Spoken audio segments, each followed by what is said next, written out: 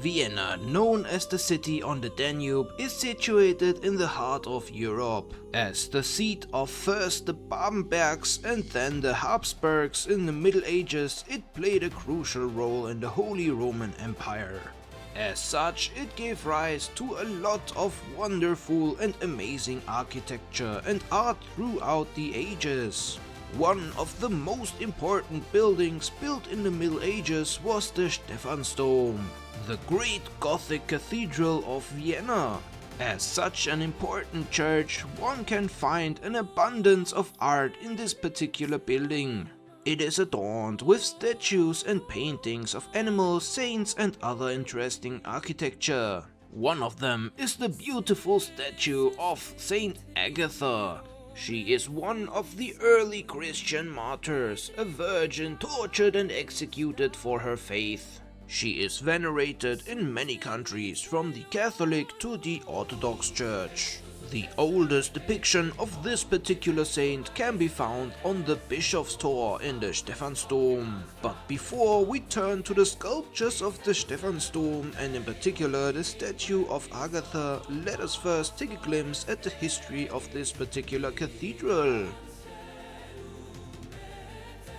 In the heart of Vienna rises St. Stephen's Cathedral, a masterpiece that grew over centuries and tells the story of the city itself. It all began in 1137, when plans for a Romanesque church far bigger than anything surrounding it were drawn up, and in 1147 it was consecrated. From that early phase, the monumental Giant's Gate and the two heathen towers still remain, which were mostly built with stones from ancient Roman grave sites. After a fire in the 13th century came the next big step. The church was not only repaired but expanded, gaining its first Gothic elements. Starting in 1304, the Albertine choir took shape, an impressive structure founded by citizens and nobles and solemnly inaugurated in 1340. Then Duke Rudolph IV entered the scene.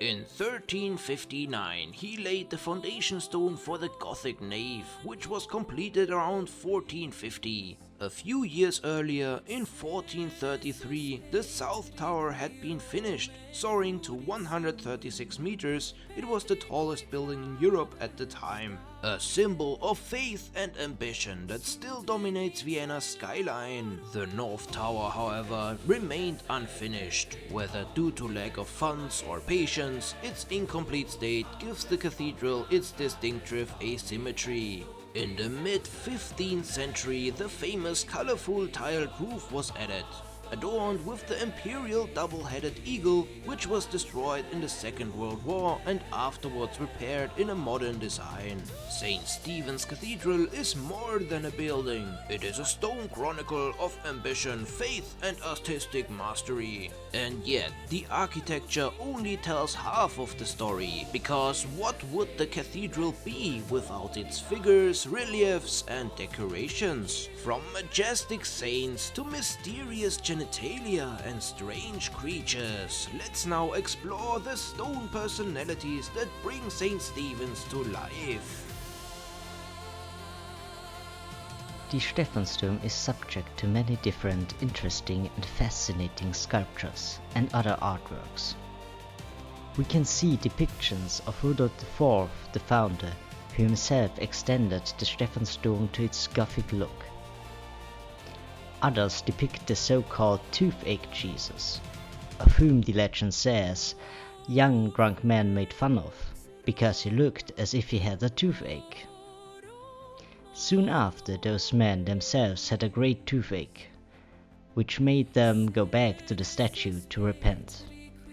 Soon after, their toothache was gone again.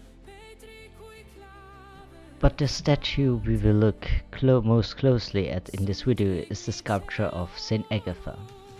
She was born in Palermo or Catania into a rich family. As she was a Christian, she was put before the governor, whom she ridiculed. Enraged, he tortured her and cut off her breast.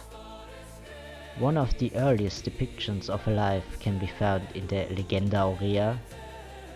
Here the governor lusted after Agatha, but he realized that she would not let him touch her. So he gave her to the shameless woman to get rid of her virginity, but this plan failed. So he exposed her to different forms of torture, including the cutting off her breasts. In prison, Saint Peter healed the breasts.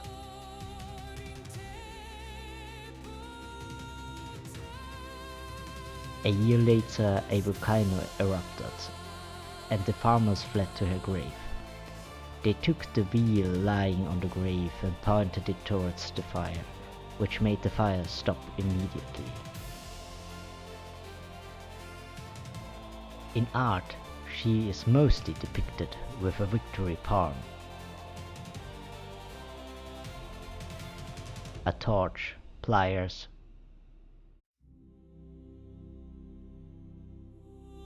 or most famously with her cut off breasts.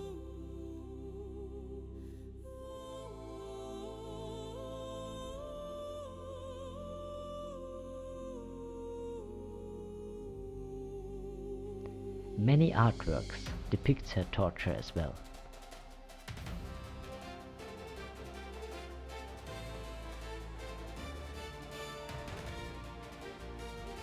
The earliest artwork in Vienna at the saint is situated in the Stephansdom on the Bischofstor.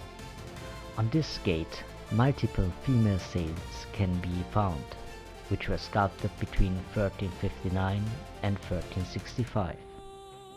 Agatha has a torch in hand, which in previous years gave subject to debate, as not only Agatha had a torch or a whip in hand, but other saints like Theodora as well. This short insight on how Saint Agatha's statue highlights how medieval artists conveyed a saint's identity through subtle visual features. So with that, I hope to see you next week when we discover the next statue.